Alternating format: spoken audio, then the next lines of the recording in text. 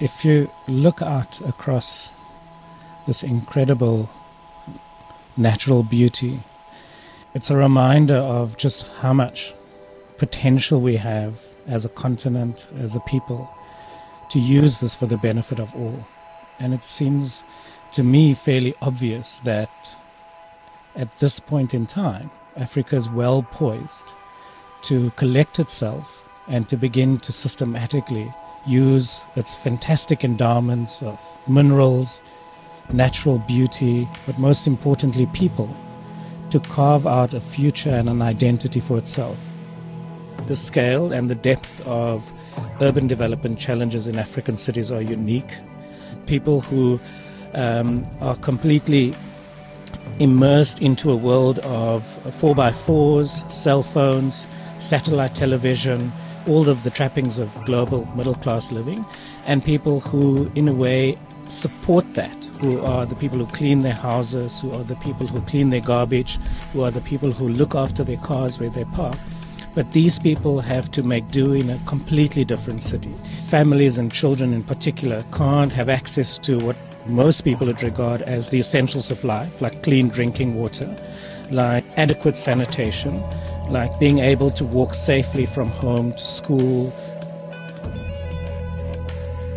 In just 20 years' time, the 400 million people in Africa who live in cities will double to almost 800 million people. And if the current conditions continue, what that means is that the scale of deprivation and informal living will also double in that time.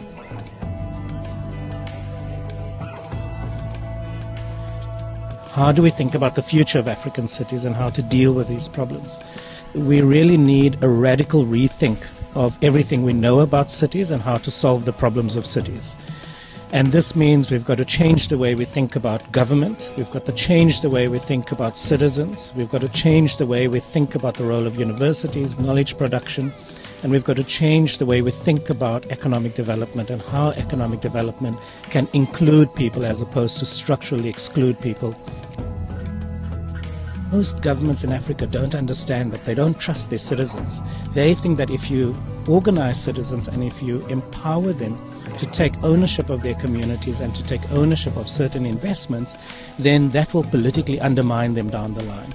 So a fundamental political insecurity means that most governments are fearful of investing in the necessary social capital that's required in these poor communities to create the foundation to solve the problems. So you need inward investment, you need economic development. The issue is that at the moment, the way that is defined, it is defined to be in line with Western standards, and as a result, there's no resources left to invest in the essential infrastructures for the majority of urban citizens. The only way we can unlock the innovations that's required to deal with these challenges is if you tap into the youthful optimism that live in children and in young people. But we have to invest in them. We have to recognize them and we have to honor the role that they can play in solving these problems.